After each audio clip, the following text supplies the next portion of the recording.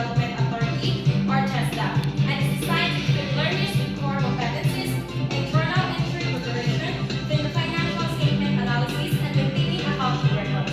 Whether you are a senior high school graduate, a college dropout, or simply looking to upskill, this program is a gateway to better job opportunities locally and even abroad.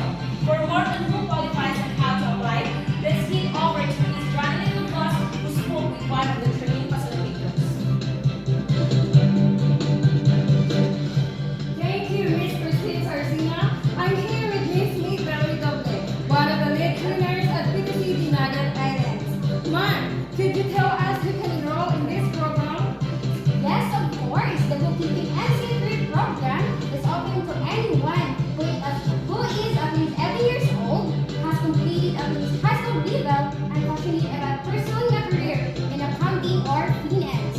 We also welcome unemployed individuals and those seeking additional credentials, promotion, or entrepreneurship. And what makes this training particularly valuable to the people of Dinagat Islands? Okay, this course provides not only technical know-how, but also business certification, which is widely recognized across industries. It opens doors to employment in corporate offices, government agencies, and even freelancing as a bookkeeper. Thank you, ma'am. Back to you in the studio.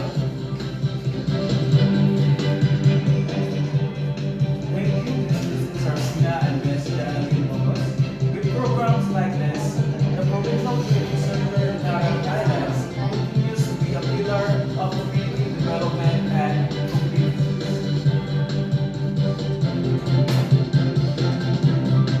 for those interested, you may visit the training center directly or check the official Facebook page, PTC Dinagat Islands, for updates on enrollment rates and requirements.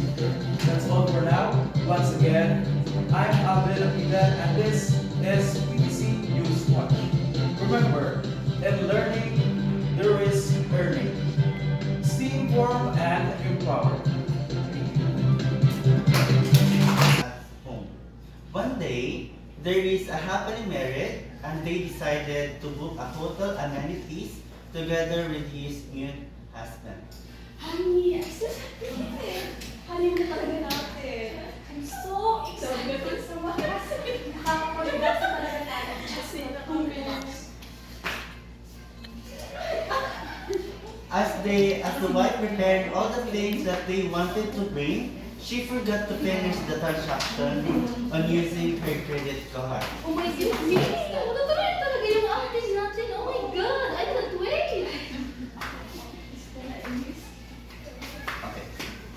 All things well packed inside the luxurious car, but the yaya forgot to put inside the makeup kit of her mom.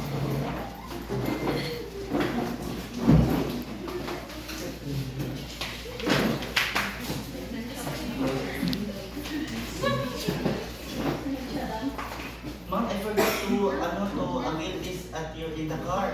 Yaya naman, kuntik na mainom to. Yaya, Kailangan na kailangan. Mother, I'm so sorry for that. Kasi, susunod mo na ako. Thank you, Mother.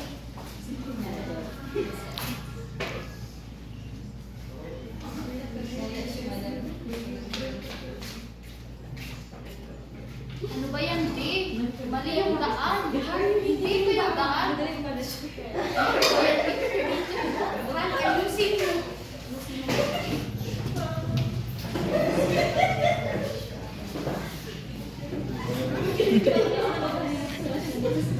As they arrived at the Hotel de Luna, the wife surprised about the scenery together with her daughter and husband.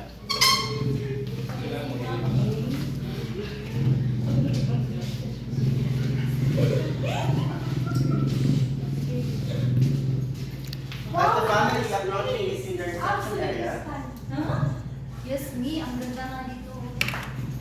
Okay. As the family approaching into the reception area, the receptionist makes smile and her best attitude and saying, Good afternoon, Mom. May I have your name for the booking? Yes, it's under Alvira Hermoso. We're here to check in. One moment po. Ma'am, I see pending reservation request, pero hindi ko siya confirm. Wala akong payment record or final confirmation. Excuse me? What did you not confirm? I booked this. Matagal pa ba yan? A week ago. Dito na lang tayo. Yes, ma'am, the reservation is here, but it's incomplete. Wala akong payment posted and no confirmation email sent from our side. Are you kidding me? My whole family is here. We're traveling 5 hours and now you're telling me wala kaming kwarto? Ano to? Wait lang. May I check the system, ma'am? Nasaan ang manager mo? Gusto ko siya makausap. Wait lang. Wait po, ma'am. May I call my manager? Maganda nga yung hotel. Hindi naman quality yung service. Sorry, ma'am. I call my manager. Hello, ma'am. Hello? May nagdara ko dito sa baba, ma'am. Pwede ko ba pumunta ka dito? Kasi gusto ng client na makausap ko kayo. Okay, I'm on my way now.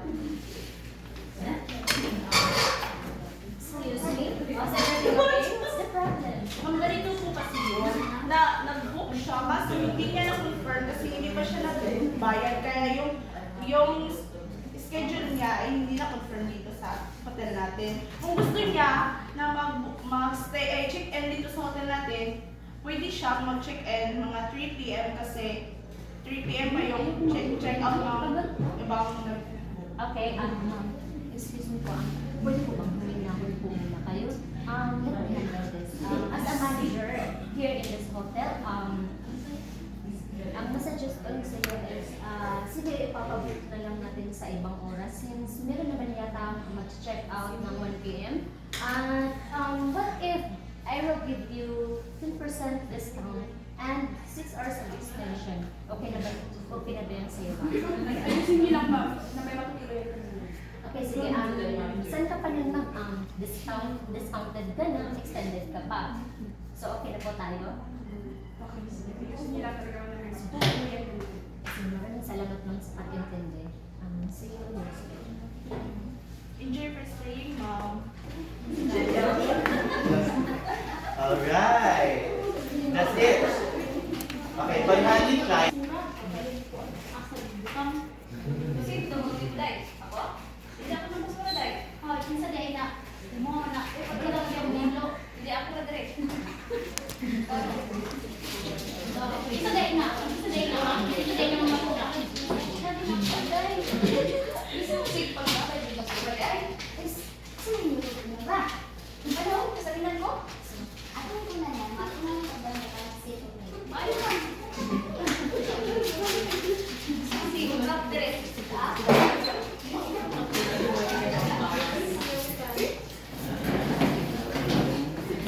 So, may gusto mo tanan, reklamo nga nabot sa kuha, ang ngayon ang mga basura nga, mga reklamo nga, nagkalat. About ang bini.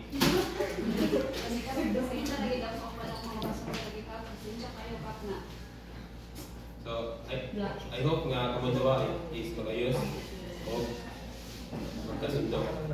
So, karon pambuhaton, mag-suggest ka sa NGO nga every week na ay collection sa basura o magdugang o mga basurahan sa kanakanto. Tinatanan.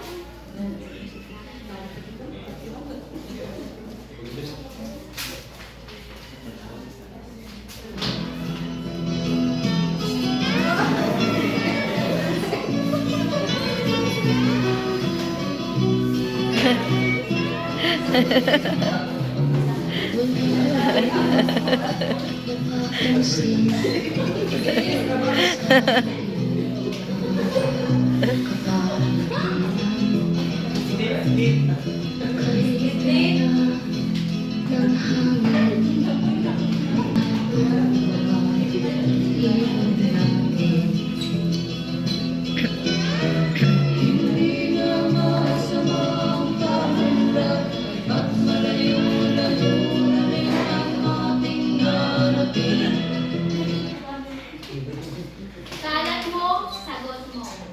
Thank you. Group 2. And our situation meeting.